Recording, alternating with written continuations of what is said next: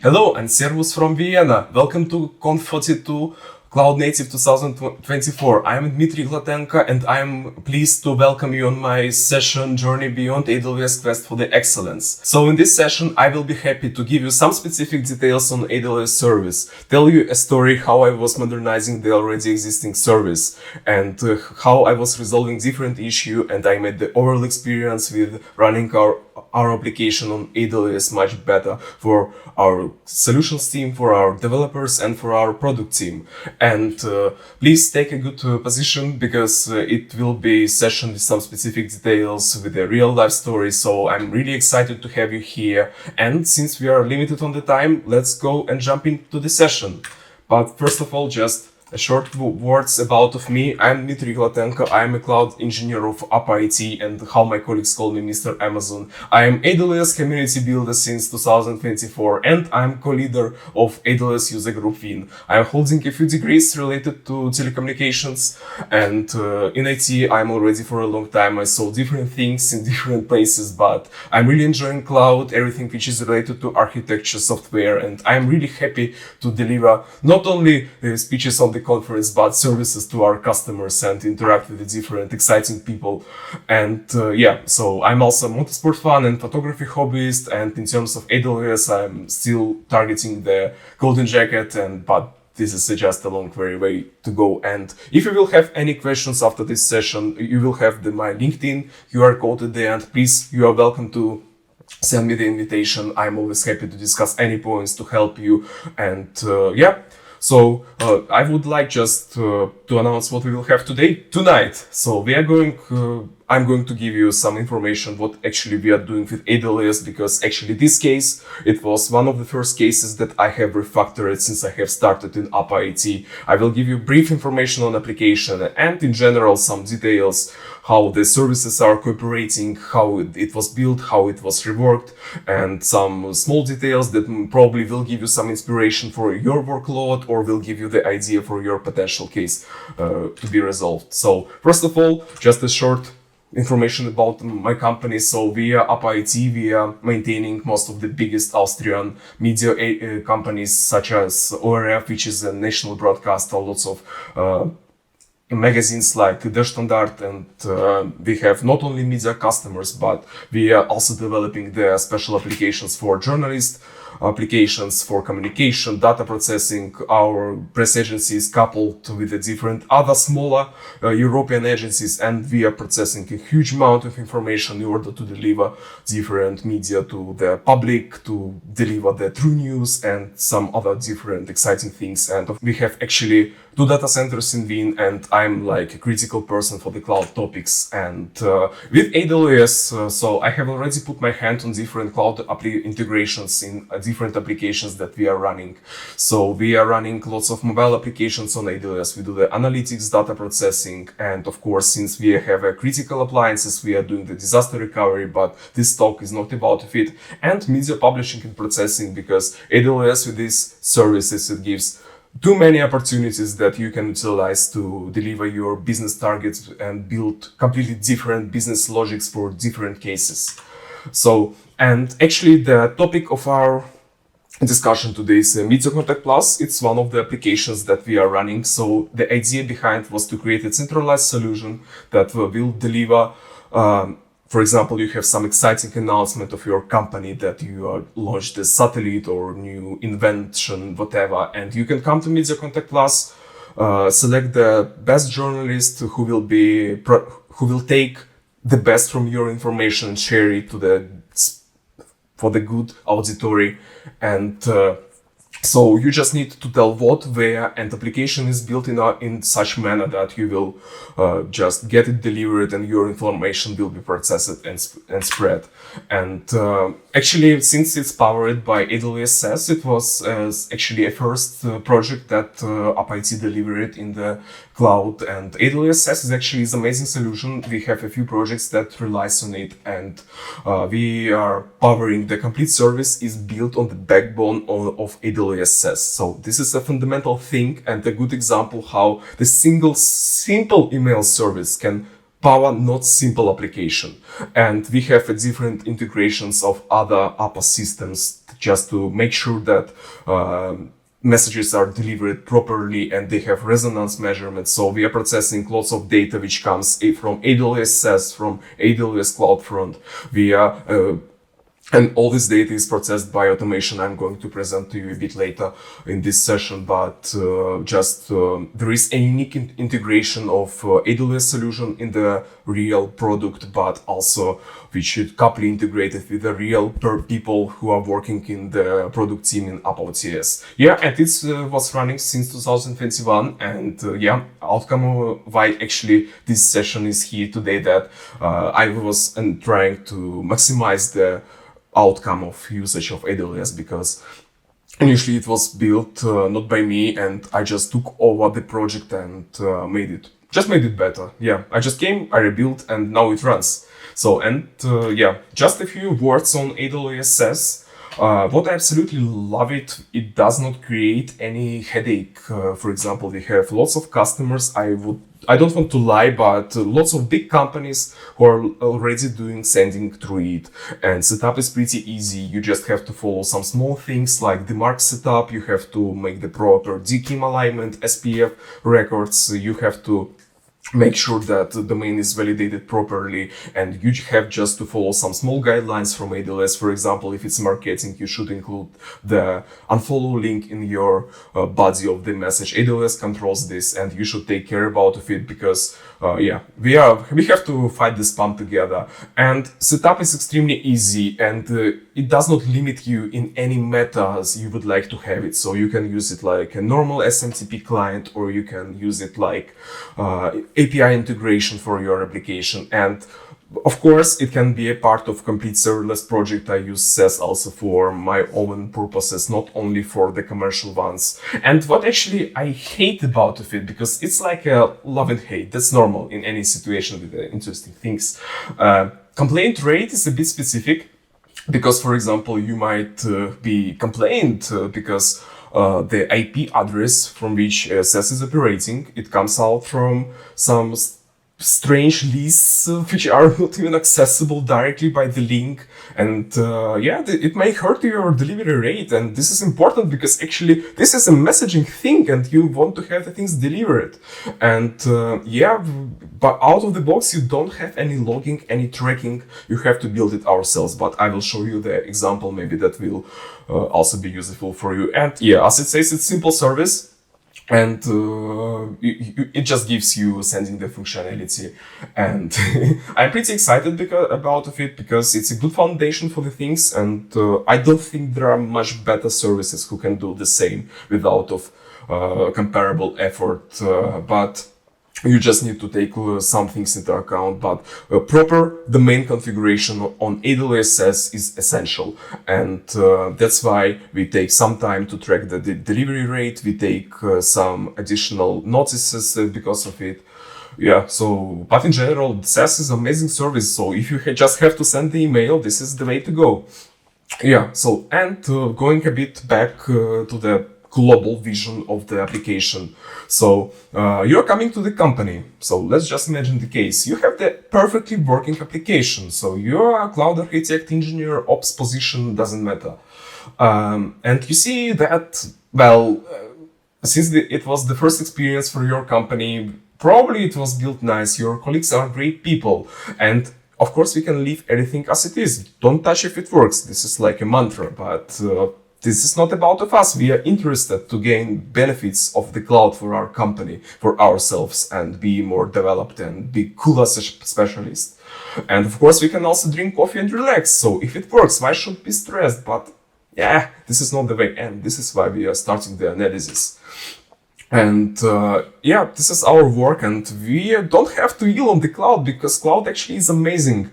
And what I just would like to underline that, so first of all, the best way to understand what you have is just see how it runs, what are you running, who is running it, and talk to your colleagues, because they have already done it. They have analyzed the situation, they have took the decisions. And first of all, you have lots of different information. Data is extremely valuable in this case. And thankfully, AWS gives you lots of opportunities why and where you can have this data from the different perspectives. And only from AWS services, you will have already the half of information that you will have. So just let's have a quick look. You have to talk to the people. This is extremely important, and you cannot just deliver the thing on yourself and make a statement that this is this. Of course, if you have some authority, you can do it, but it's still be easier. It's already running, and you must see why and how it runs. So CloudWatch is amazing thing if you will just take some time to analyze the logging, analyze existing metrics, maybe onboard some additional metrics. You will have lots of valuable data, because then you can process the behavior of your customers which are visiting the application. You can see how good are you scaled, or how good are you utilizing the actual resources that you have created. Maybe you have underutilized environment, and you can just slice the size of your instances and or for example RDS, whatever you have, and be much better. Insights and dashboards, it's a very amazing thing to gather all the data together, and with the insights you can run the queries, for example, for some specific message, for example, that comes out from your application. And of course, you must be connected to the CloudWatch, for example, with a Docker driver or something else, whatever you use. And one of the things that I would like to mention, and I will mention separately, is AWS fault injection service, because despite any application can be running perfectly, but you don't have to be surprised. Of course, it's nice to have a surprise, for example, some BMW parked in front of your windows, but when you're waking up at 2 p.m. from your phone, from your operations team, that is broken, and you don't have recovery plans, you don't have anything. So fault injection service is amazing, because you can simulate breakage of AWS things, you can break your application, you can break the networking, and just understand what is missing, where you have the missed observability, where you have missed maybe some functions in your application, what is missing. So it's amazing tool to remove the blind spots for you. And yeah, I still have to admit that Apache Dmytro, it's a good old tool, but in this case I also use the Robert framework and Selenium to simulate our users and to understand how much and what we can run and in which way. And of course, since also the part of this talk is how to comply with the existing processes, I really like the CloudWatch, because yeah, it basically does lots of the things, but CheckMK out of the box provides you most essential things that you would like to monitor in your AWS account. It does auto detection of the most important things, and it does pretty amazing job that you can just have a look how it works and use it like a foundation for your observability pipeline. Yeah, and from the people, for example, in this case, I was deeply working with our developers, with our solutions architect, because he was maintaining the setup before, and it was important to find the reasons. So why, for example, it was not made serverless, or for example, why this certain database was picked or whatever. And also it's very important to know your customer, what he will do, in which amount, how he will do it. This is why you need to communicate with the product team. And the second reason why you have to communicate with the product is you can do a lot on AWS, but as you know, every press on AWS costs money. And your target as a cloud architect, not only to deliver the efficient solution, but also make it good from the cost side, because your business thing must be profitable, because otherwise you will have no job, and you must take lots of things in account from the technical perspective, from the other perspective. You should see what you already have, and I have to admit that one of the best cases to understand what you have, especially if your team initially didn't use CloudFormation or Terraform or OpenTofu, doesn't matter. You have to understand with what are you working, how it runs, where it runs, how much data it consumes. And one of the best ways to understand what you have is just to use infrastructure as code. If you already have the template, you're lucky. You can just go through it, see which resources, what is where connected. But if you don't have it and you're coming to the blank project with a minimal documentation that has just some charts of the setup or whatever, yeah, and it's an amazing way to get understanding what you run. But also, when you're working with AWS services, you don't have to reinvent the wheel, because most of the things that they are already created by AWS, for example, you don't need to run the EC2 with the database, because you can go with the RDS and you will have the managed database, or you don't have to run some specific things for EFS because you can use AWS EFS, or you don't have to set up extra monitoring. You can try to utilize Cloud Watch natively in your project, which is amazing because you have lots of metrics you can process, and etc, etc. But when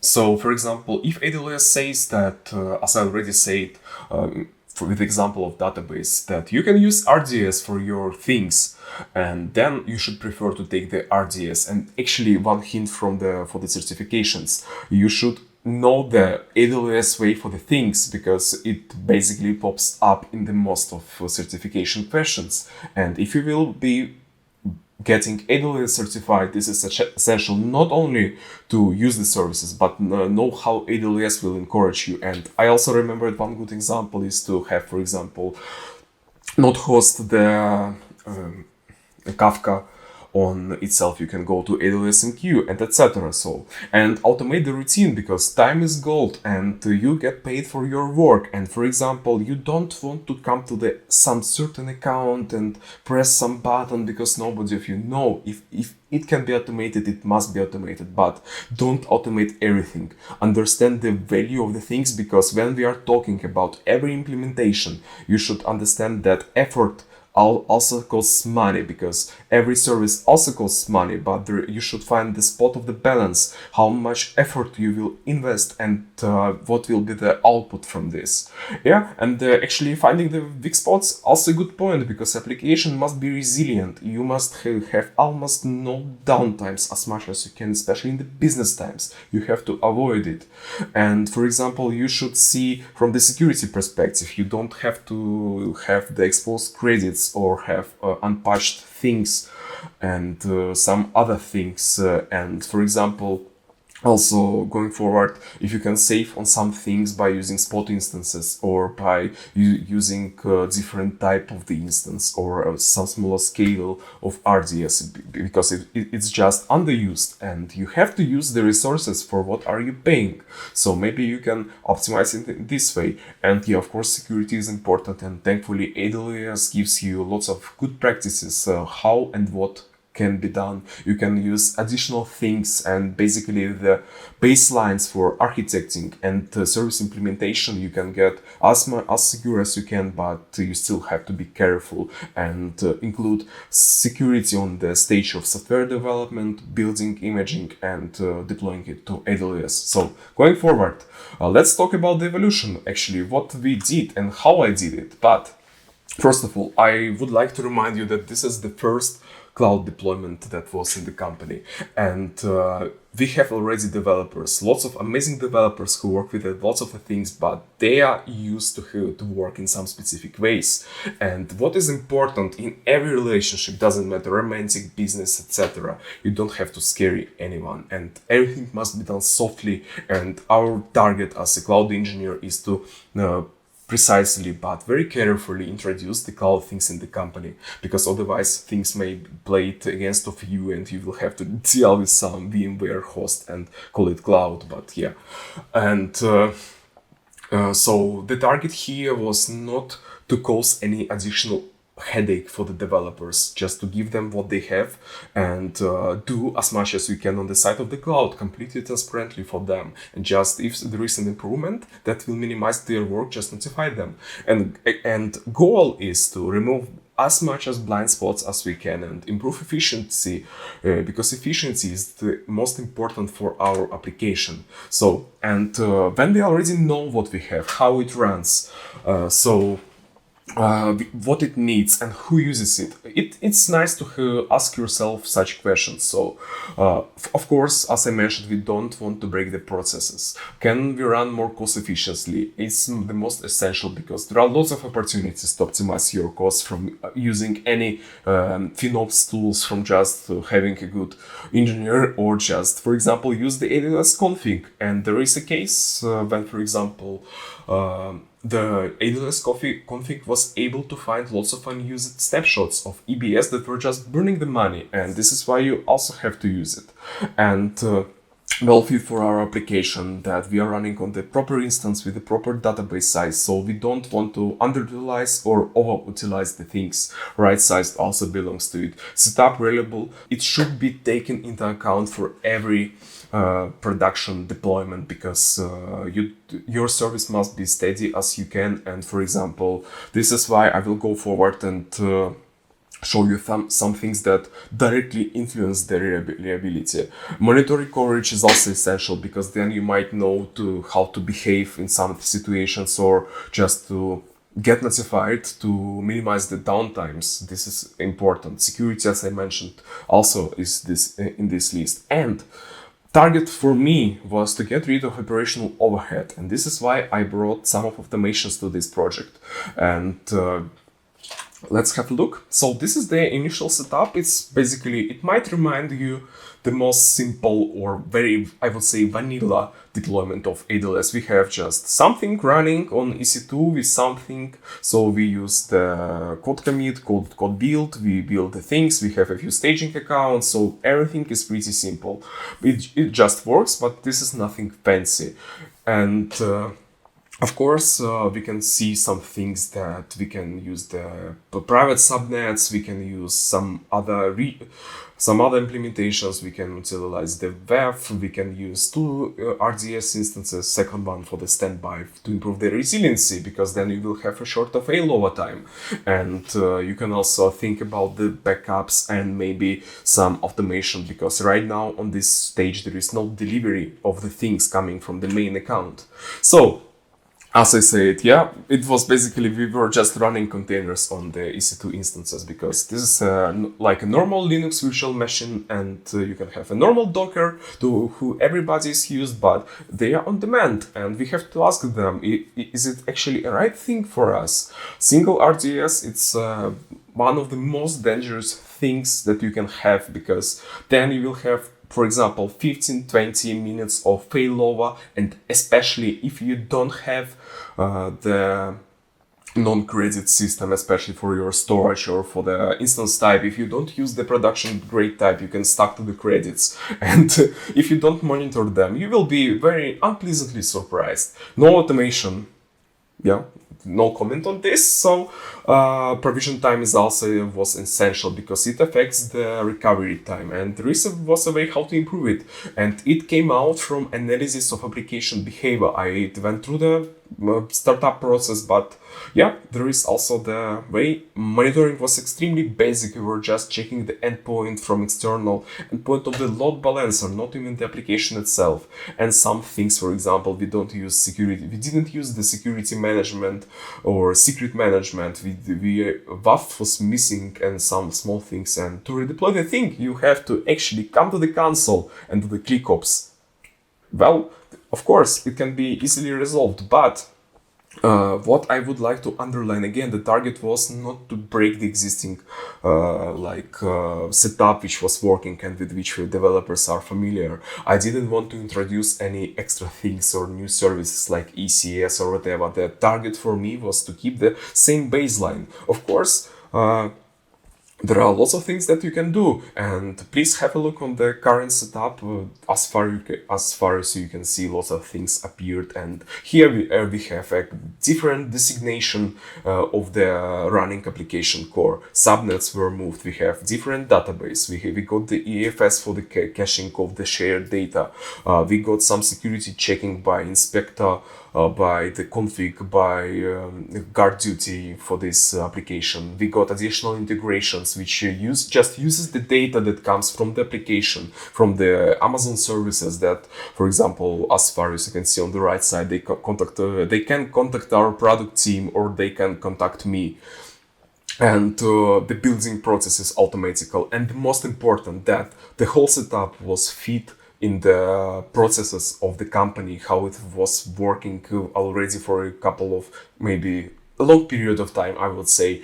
And yeah, so what we get after the transformation, I have improved the performance, even because we were able to, by reducing the costs, by changing the approaches, we could take new things that probably would be better fit for our application. That's why you have to analyze the performance.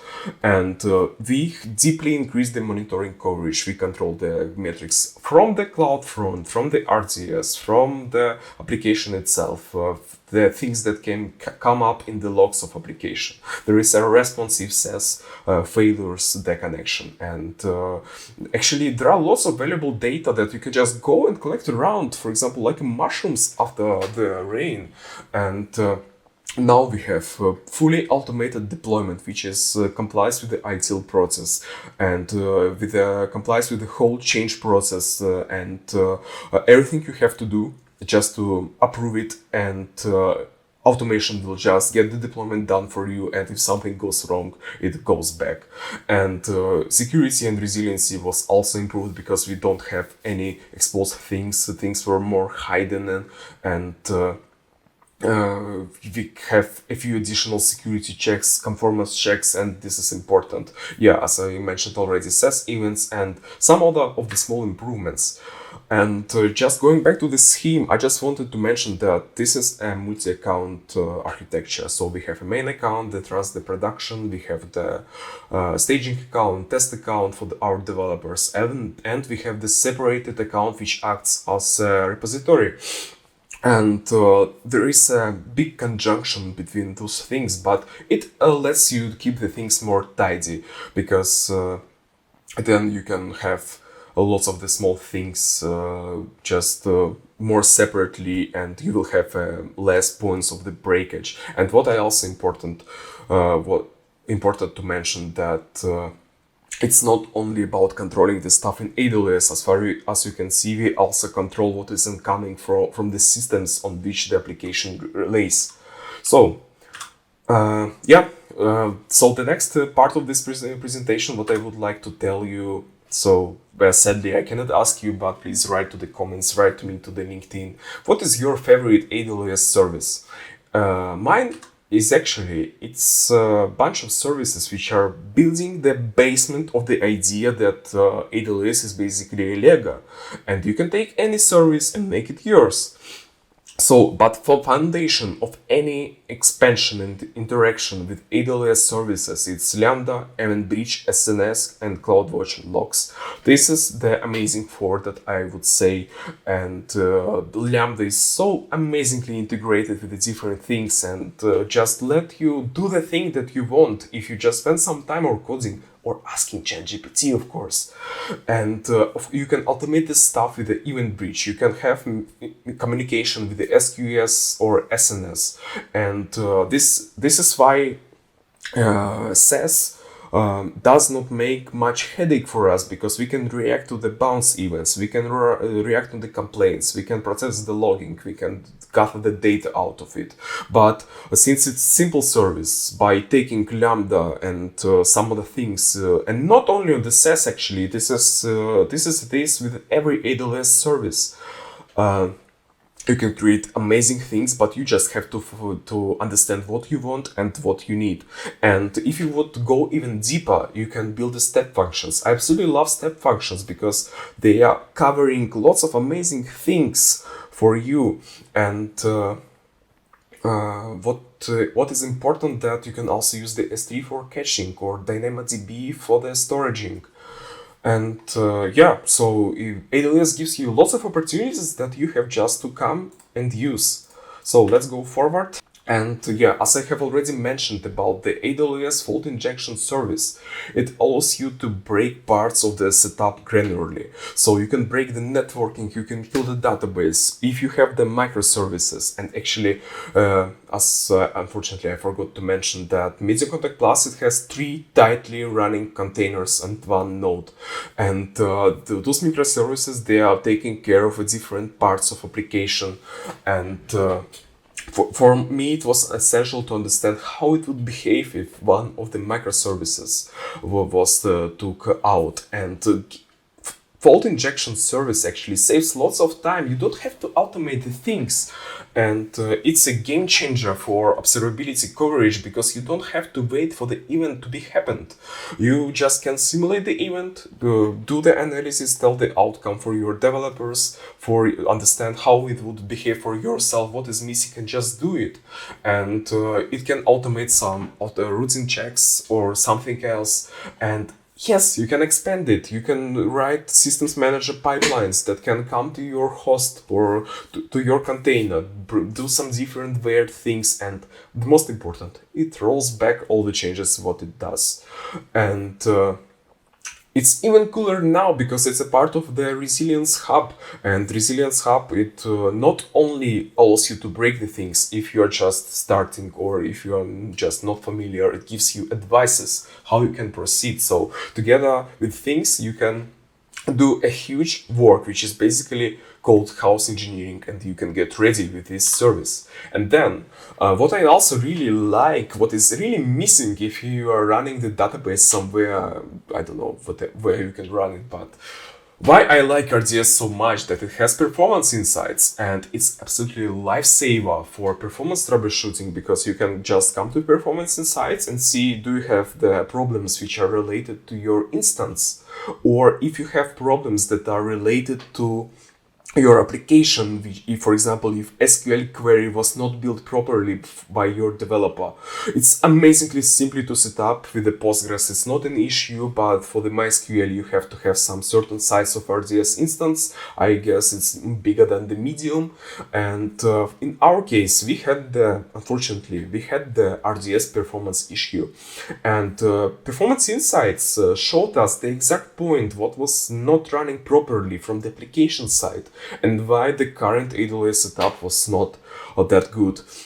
And basically, performance insights, you just press the button, you modify the RDS instance, you wait just a few minutes, and then you have the amazing source that can help you to resolve all the potential issues. So the coverage is simply amazing, and the most important, it's cheap out of the box. You have 7-day trial, but for example, just for $3 or $4, you will have 3 months of this service, and you will have a big backbone of your data gathered from your real-time running application with the real users, and you can do long-term observability if everything comes in. And from my perspective, performance insights is even more valuable than the RDS performance monitoring itself. And it's so amazing, and you have to have it activated.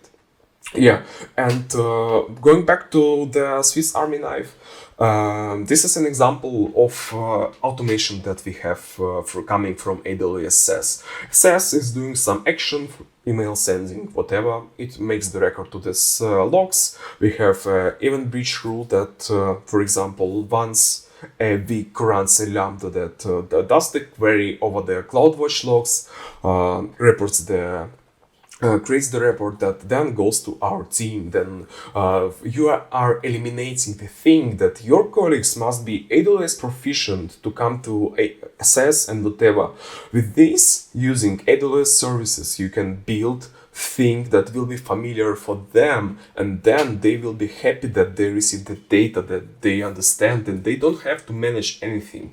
And also, going a bit out of this, since you can grab any data from the SaaS, and this is why I build different dashboards. And my product owner, he just comes to his account, to our account, sorry, that runs the application. He comes to the shared dashboard and he sees the sendings from which customer, where, if we have had the bounces, responses, and also because of it, there are a few more lambdas. We can mark some recipients as broken, whatever, we can also interact with the database to give our application better response. And for example, if it's hard to re-engineer the application and you need to have some specific function and you have it in AWS, this is an amazing example how you, the cloud engineer, can expand some specific backend functionality by not making any changes to application, but you will have the thing resolved.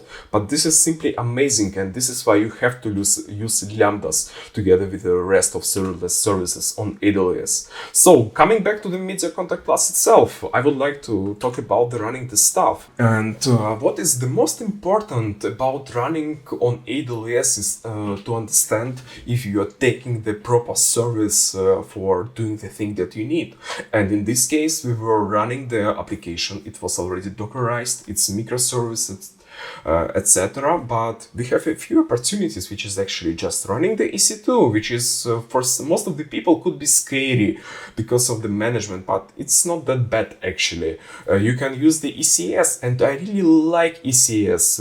It gets just the thing done, but unfortunately it's not the case here because of course this is a new service and it's new for the team, and it just runs differently to the Kubernetes, for example, and this is something new, and this is not like a Docker that you run, but I highly recommend use the ECS on the Fargate. It must be one of your first considerations if you want to run the application on AWS. Then of course we have the EKS, but you have to ask yourself, if you want to have the EKS, because it's a real-life Kubernetes, and from my perspective, it's a bit built on the side from AWS. If I would say that ECS is AWS native, but EKS is not that good integrated, and you have to understand but for example, ECS might be amazing for your small application or for some small business needs. Meanwhile, EKS and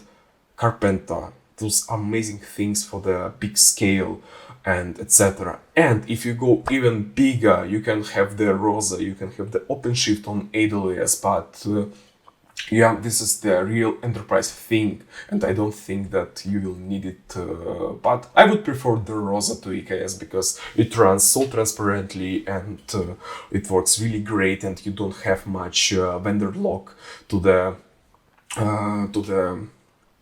some specific cloud provider like Azure, AWS, GCP, whatever. And what you also take into consideration, and it was important for us to avoid vendor lock. And vendor lock, it's the thing that you don't want to link to something. And for us was important that we can anytime take out the application from AWS, put it on our data center, for example, or to relocate it to another cloud, but just in case. And if you the target was to be as flexible as we can, and we wanted to have the control over the things. That's why I was not changing the underlying approach that we have already had for a few weeks, years, not only weeks. Yeah, it's much bigger. And when you are taking the service into the consideration, you have to understand the balance. But AWS is doing amazing job, and most of them are cool. You just need to understand how to use them properly, and this is why you need to work with the services. You need to know the specific details and etc. And since we are decided to stick with the EC2s, I would say so. Yeah, as I mentioned, ECS is a new technology I wanted to avoid, and EKS is just redundant. And unfortunately, this project was not that big, and it was kinda limited on the budget.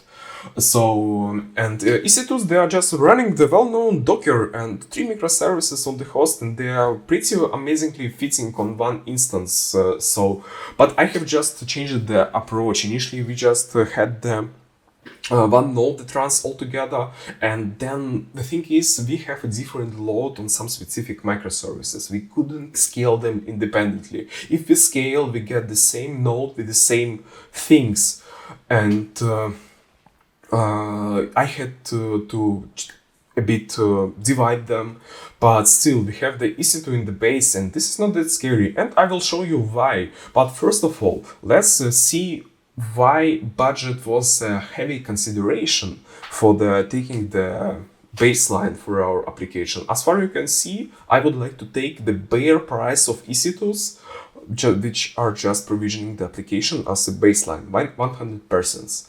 Savings plans, they are amazing. You are not stuck to the reservation, and you, for example, if you have the organization and you are running most of your applications on T3s or M6, C5, whatever, and depends on what you need, but T3, T3A is the most well-known case. You can purchase some of the savings plans. If it's underused, you can share it or just switch to another account. But what is amazing, you already have about 40% of discount. And the only way how to make it better is to switch on the spots. But some of the people, they are afraid of the spots. And but you shouldn't. And I will show you why, but just a few slides after. And Fargate is a cool service. I really like it because you don't have the operational overhead. It just runs your stuff, and but please get ready to cover the bill. So because if I would take the Fargate for our application, my product owner would kill me because the pricing is about 473%. This is what I mentioned. The balance is extremely important, and you should understand how your effort and price for the service compliance. Of course, you almost have no effort. It runs it for you, but in cost of extreme value. And for example, if we still take the EKS with EC2 workers, of course we can make the discounts with the savings plan, compensate the pricing for the EKS cluster, but you have the overhead. And you should ask yourself, do I really need a complete Kubernetes for some business purposes? Maybe it can be done by ECS or even in this way. Yeah, and just to mention, of course, I have resources for you. So Kubernetes Instance Calculator is amazing because you can tell it that you are using the EKS, and it will give you the advice about the instance per usage, which the ones you would like to take for your EKS cluster, and how your application with certain limits are fitting on your cluster. And another amazing thing is Fargate Pricing Calculator, that if you are as you know, AWS calculator is a bit confusing, but Fargate pricing calculator, just a few clicks of the most essential information, and you get the pricing if you really don't want to manage anything and you want just to have the things running. But in our case, we decided to still stay with the EC2. Some of you might say that we are crazy, but it's a working way, and we have built our system that does our thing, and with almost no difference in the pricing. So we have amazing performance, but we don't pay as much, and we don't have any operational overhead because we were just well prepared for it. So yeah, as I mentioned, for us was important to keep control on the host because we have some specific data processing guidelines. We have to be compliant with some of the things because we want to have the control, despite we really trust to AWS. They have a very high security standards, but yeah, we want to know what we have running and where we have running. So also for me was important consideration, for example, what will be the benefit if I will move everything to the ECS, how much time I will take for this, and for every action that if you would like to re-architect something, you should have this significant benefit to do it. And also we have a tightly coupled microservices, but we still have to them like alive together, and we should have the load properly scaled. And I wanted to avoid the cases when, for example, we hit some Kubernetes limit and it's popped out, or the host is over provisioned, or and also why you have to understand the instance type that you use. In case of MCP, it was very CPU gentle application, but it was very heavy on the memory usage and on the input, output, and networking. So for me, it was crucial to use the instances with a better network performance and better memory management rather than CPUs that we will just not we will just not use. And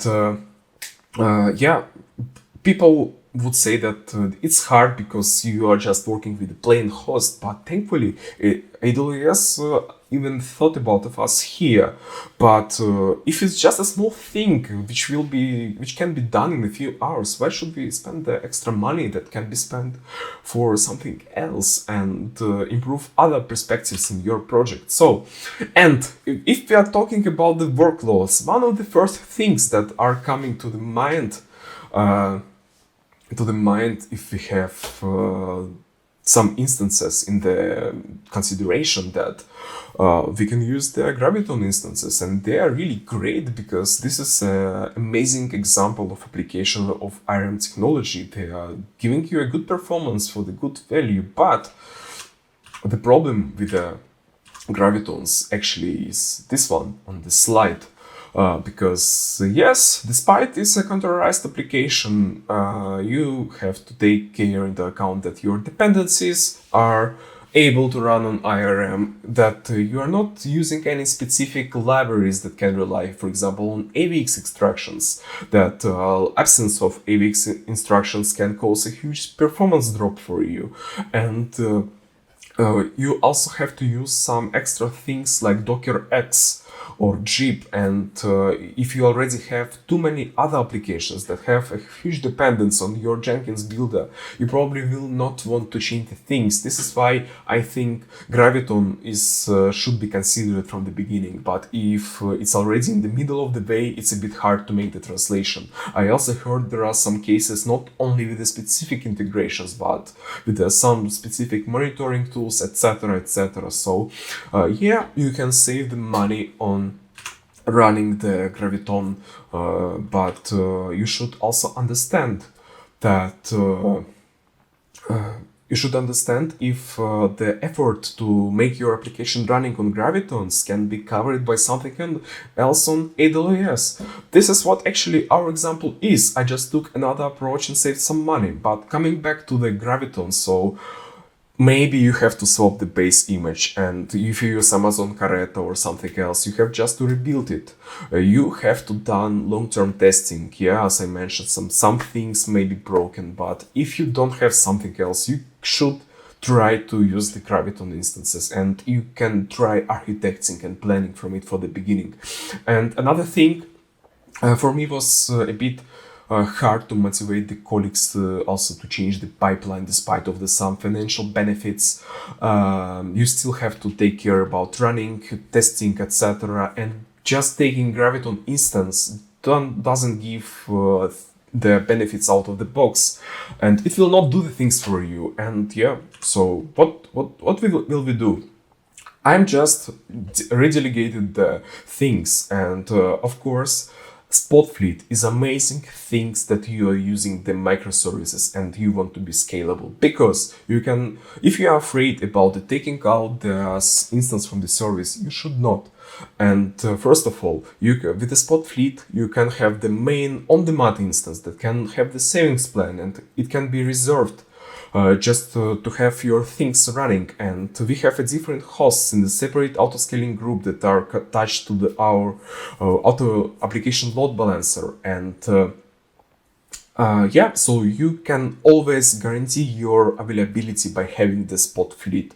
One instance will always serve the connections for you, and the rest of capacity during the business hours can be gathered with the Spot instances that are based sometimes 60, 70, 80% cheaper than on demand.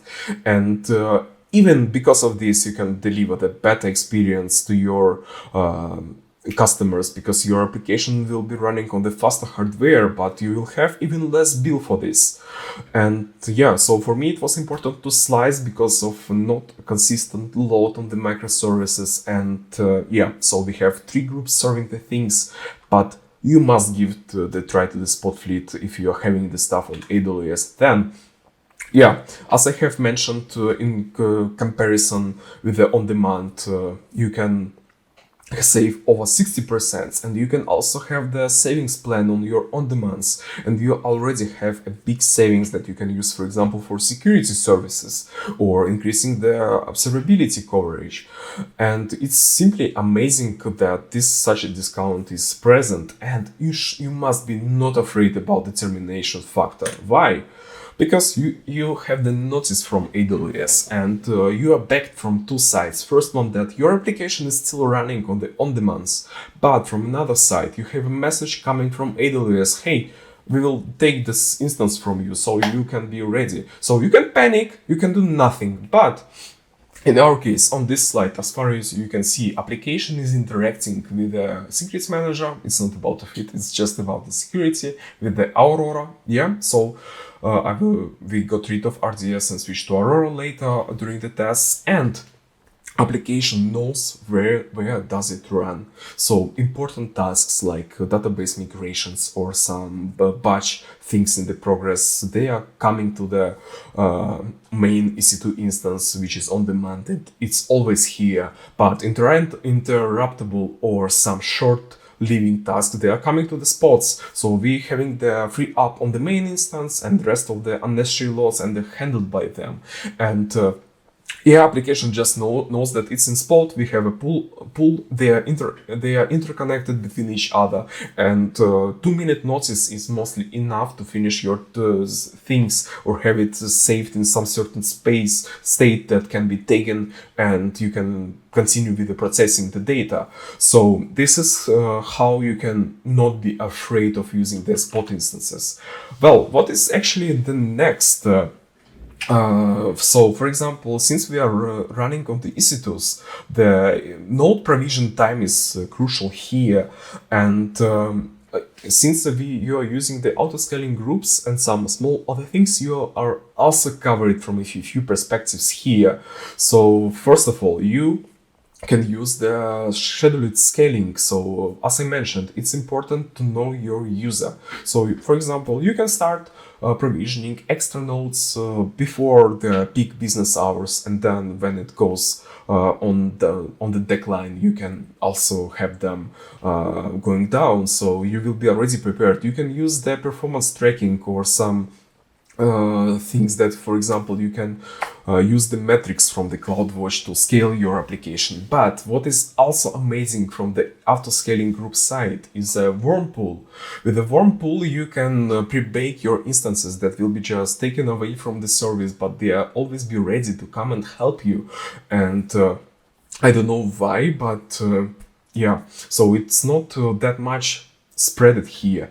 And in our case, if we are running the application on EC2s, for me the lifesaver was to use the EC2 image builder, and caching of the shared data on EFS also helping, because you just don't have to have some same things, for example, of the same picture like on every instance. Why not just tell me, come here and look on the picture, and this is what you can do with the EFS. But be careful, EFS sometimes has a very weird performance because it's a net attached drive, but if it works for you, then use it and don't duplicate the things.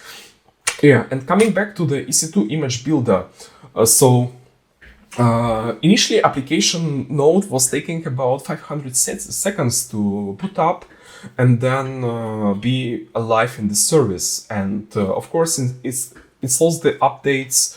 It fetches the images from the ECR, it just comes and running, and So the first idea was to provide always a fresh image for our system. Of course, you could swap the AMIs, but EC2 image builder just pre-builds it and it interacts with our system management done for me. That I open the change request.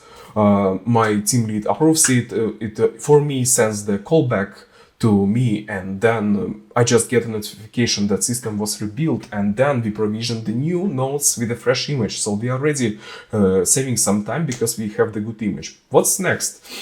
the idea was that we can also cache the Docker images on the host, not only by the Docker itself, because you are starting from the scratch, you don't have any caching out of the box. For example, if my developer changes something in one microservice, but the rest of them are not changes, so we just refresh one service, and it already saves the half of the time that we have. But I also went through the application startup time, and since it does gathering of caching from the database and from other things, EFS stores the things that are on the hot plate, and we have the response time now for the application even better than if I would be running it on the ECS. So, and yeah, you may see the ELB didn't like it, so because such big startup time out of the box was violating the default health check grace period. And yeah, but actually what I also would like to mention, some people don't know about it, there is an amazing service from the Red Hat. And if you're already having the Red Hat stuff running on your environment, on your on premises, if you have some Red Hat subscriptions, what you can do, you can take your subscriptions to AWS, and then you will have the access to bring your own license service. It's extremely easy to set up. You just connect your accounts to the Red Hat. You can use the CloudFormation stack set to pre-made all the necessary things that Red Hat integration wants from you. And you just come to the Red Hat console, give to it some accounts, and you already have it. And as a bonus, you have the management. And but what you have to understand that you have to do some tweaking. If you're a Red Hat administrator, you know what to do. But out of the box, bring your own license images. They are not that good for intensive auto-scaling. So you have to redo some configurations which are related to the system activation and things. So, but if you have your licenses, please use the cloud access, and you will have your Red Hat stuff on AWS, and you will be not billed hourly for the or by second, since some changes are upcoming if you want to use the Red Hat for the things. Yeah, and actually regarding the building of the image, this is the scheme that about the stuff that we have. And we have, as I said before, we have a few accounts. We have for me, for change management and resource management. So what is happening? For example, we have a few sources of the triggers. We can process the release of the new version in the production branch. We can interact to the Amazon inspector findings. For example, if there is a critical vulnerability, it will even skip the change process and patch it immediately if the testing is succeeded. Or if Red Hat releases the new image, then even breach takes to some messages coming from the services. Then some automation which is done by the state machine and lambdas are coming to the game. It builds the new EC2 image with a fresh image, with a fresh application, with all the updates installed, updates the dependencies, then provisions the application, runs the automated testing, which is done by lambdas L2, and of course it's tightly coupled with the SNS and SQS. So basically, with these services, I have built the whole pipeline that I would be doing myself by hands. And when testing is successful, I get a full image that I'm ready to use, and I get the callback from automation that, hey, everything is good, we are ready to set, and then it makes the change request. I'm not involved. Meanwhile, nothing breaks, and it didn't break for the last year. It just works. And yeah, then approval team comes for me, receives the change of the ticket, sends to the specific endpoint in the separate account. So, and it says to auto scaling group, hey, this is your new image. I changed the template for you with the lambdas. Bot 3 is amazing. And we have the new version, and it's live, and it takes into account the business hours. And basically, this is what we might have if we just use some other ways of running the things. But since, as I mentioned, we have amazing node provision time. We are very fast on having the application up and running. We are very fast on reacting to the changes or releasing the new versions. So because it's just like a river, if things are coming, they are floating and they are resulting in the outcome. Yeah, and as what I also would like to say about the testing process, I test the application on the host and internally and externally, just to ensure that we will not cause any downtime by the updating. So, and yeah, another thing that I would like to talk about with you today. So I think you like the surprises, but out of the box, what master wizard of creation of RDS and database doing. So you might have the GP2 drive, but this is not what you want to have. This is a reason why you may have a very big surprise, which actually looks like this. Just look at this burst balance. Look at those huge waiting time on the database. This is crazy. And basically, if you see this, it means your application is not working. But why? Burst balance. And but you might ask, okay, but what can we do with this? It's pretty easy. And thanks to AWS again, they have introduced GP3, which is amazing drive, which is able to provide you consistent performance without of any limits. And it's even cheaper. And you know what IOPS you have, you know what you see, but what is important about GP2, you might know that it has some certain amount of IOPS and read out, but to achieve the performance, GP2 must be stripped, and to achieve the stripping, you must have about 100 gigabyte drive. And what is essential with the GP3, it works amazing on the small drives, like a system drive, 10-20 gigabytes. And it's cheaper, what is the most important, and it's just running. And if you need a small drive for the database instance, because IO1, IO2, they are good, they are giving amazing performance, but they are expensive. And what you have to try is to check if GP3 can cover your needs. And of course, what is good about the GP2, GP2 might give you better performance if we are talking about terabytes, but it's not a reason to use it for your RDS, because you want to have your RDS alive. And the reason why GP2 is bad, it causes I/O waits, and drive is just inaccessible when you have running out of the credits. And if you don't monitor it, and it can be just a huge surprise for you as for administrator, and why application is down. And this is the first things that you have to check if your RDS drive is encrypted, because by default encryption is also not enabled, and if GP2 is not used. Guys, please just use the GP3 and you will be happy in the most of the cases. Going forward, so yeah, as I mentioned, if we use the Aurora or RDS, it's important to control all the credits for the CPUs and for the storage, just to understand if you are covering the needs of your application during the running. And also what is important from my perspective, from my observability, that metric, so-called metric DB load is also extremely important. So if you don't have the non-SQL load, it means that you have the load caused not by your application, something goes wrong on the host, and mostly if you are running out of storage, or you are low on RAM, or if CPU is just not enough to run your queries. Swap usage is actually a bomb that comes together with the GP2 thing, because if you are low on the memory, and swap is running and you have GP2, you're just using your credits that might be used by your application. So you have the double burn of your credits. And it's better to scale up a bit, give it a bit more memory rather than have the swap used on the database. Of course, it can be a bit like 25, 100 megabytes, but if you are talking about the gigabytes, it's a way to the catastrophe. Latencies are also important. So because the response time directly affects your application performance, as you can understand. And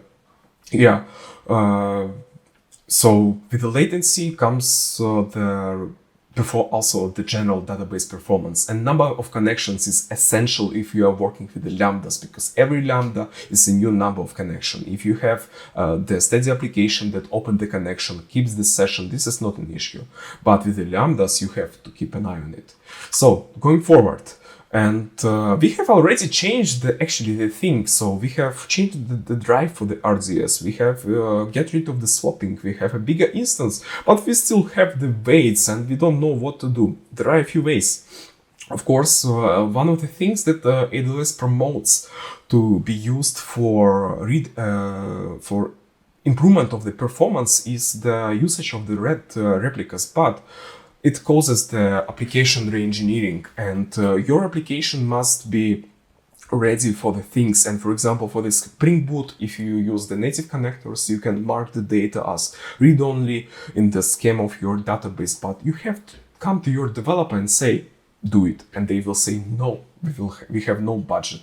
Then we can upscale RDS, but we cannot be going up like for infinity. You can just find the good instance for you, but if it's not enough, what's then? And for example, some people may be confused with the RDS proxy.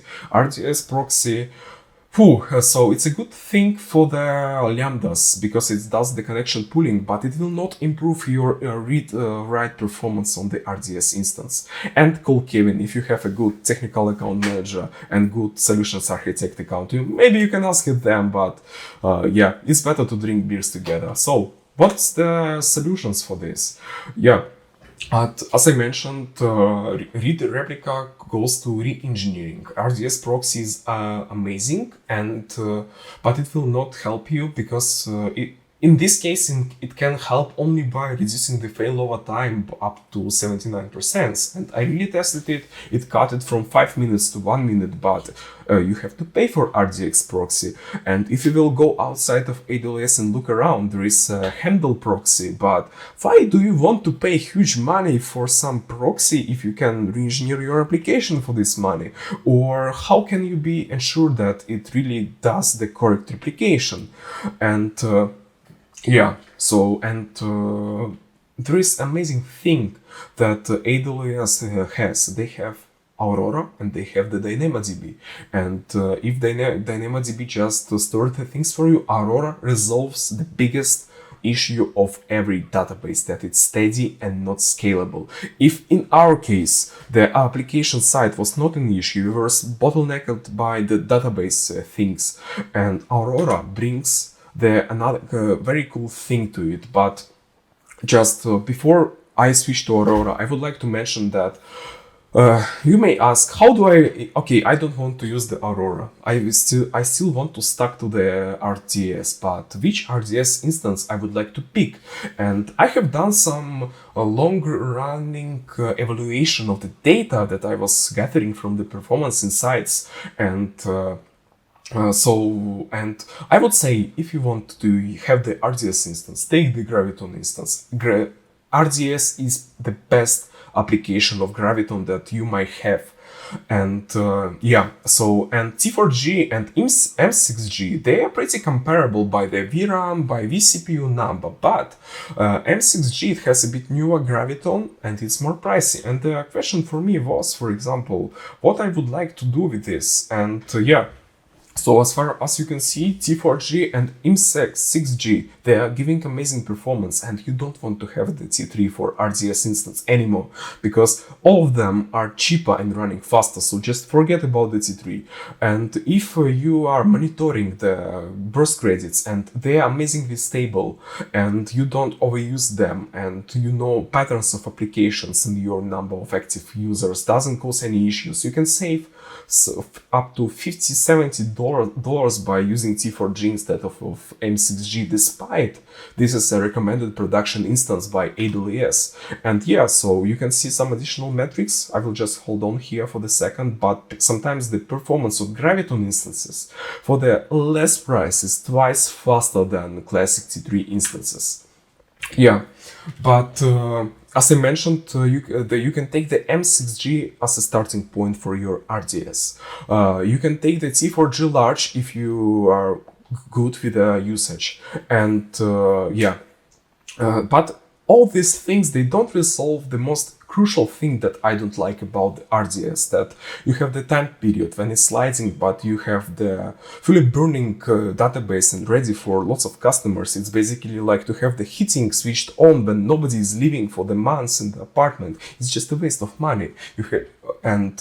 This is what Aurora absolutely transparently resolves for us. And thankfully, we are speaking about Aurora Serverless V2, and Aurora Serverless V1, as I have some experience with it. Thankfully, it's already going to legacy, and it was running a few outdated engines, and you had to change the schema if you might be migrating for a more fresher RDS.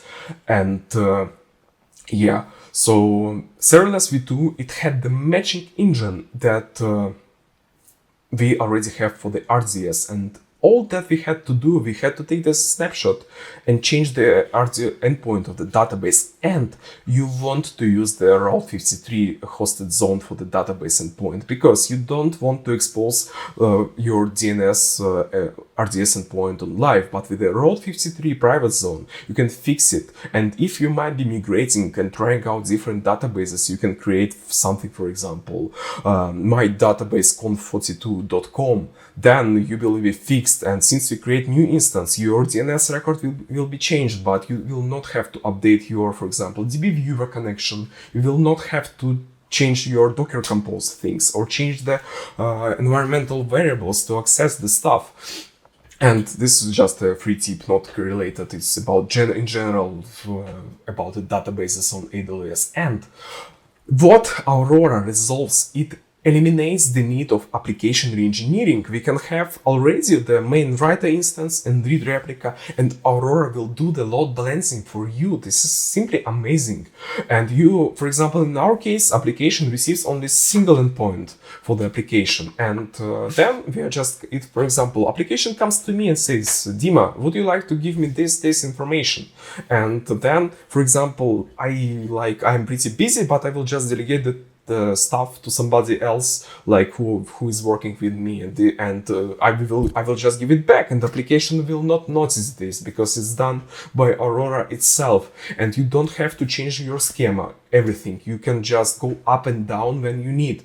And in our case, it appeared to give the same performance, but with a 35% less price for us, and I'm extremely happy with this, because I haven't used any the developer time to change it. The migration was absolutely good because it offers lots of MySQL engines, Postgres, whatever you would like, and you can even start building natively with the Aurora's main engine. And of course, you can go to the calculator, put the peak capacity, and have some crazy values which are way bigger than your RDS build, but you never use the peak capacity. And this is what resolves with Aurora. So, for example, this is the baseline of price for the M6G, and this is the chart of real workday of our application on the Aurora. And as far as you can see, in some time periods, to deliver the better performance that we might have with the RDS, it goes up. But those peaks, they are compensated by the idling time. And and what is important about Aurora, since it scales, and if you are scaling pretty aggressively, for example, you are starting with half of the unit, but if you are upscaling to 4 units or even more, then then you should not expect to have the performance immediately. Aurora takes some time to be waked up, and probably you will not hit the same rate of performance immediately. But at the peaks, it's absolutely comparable that what you have with the RDS, but you don't burn the money when it's not used completely. And there is an amazing example by the colleague Joe Ho. He did a huge observability for a few months with the Aurora serverless calculation. So please jump in, and you can use this example for presentation for your management and the colleagues. But he did a really big job, and I can confirm on myself that this data is valid, and with the right approach, Aurora be amazingly efficient. yeah, so thankfully and sadly we are coming to the end. So in the whole process, it's important to communicate with your team. You must understand the decisions why it was made in some certain ways. You must know the details because we can talk about the database, for example, on AWS, on Azure, on Oracle Cloud. It might look the same, but only from the surface, and a good cloud engineer should know it. And so you might have the same task by, for example, as I mentioned, to have the application running, but it can be done in different ways. And same things, for example, GP2, GP3, they are basically EPS drives, but they are behaving differently. So, or the Aurora and RDS, so details matter. And be creative. You are the engineer, you are the artist, you are architect. Imagine if the whole world was built with panel houses. No, we have amazing buildings like Stephansdom, we have Eiffel Tower, we have Big Ben, because people, they are creative, and this is a part of our work also. We are not game designers, but we must be creative to deliver amazing solutions, whatever is it. And with AWS, you can have everything covered and done, and this is amazing, and I'm really excited to work with such service, and it's really cool. So, and thank you very much for the attention. I hope you have enjoyed the session. Please feel free to contact me on LinkedIn. I'm always happy to have any discussion, any tip for you. I can dive into your case and maybe we can discuss some specifics. And if you can also have some recommendation for me, I will be thankful to hear your opinion, what you say and what can be done better.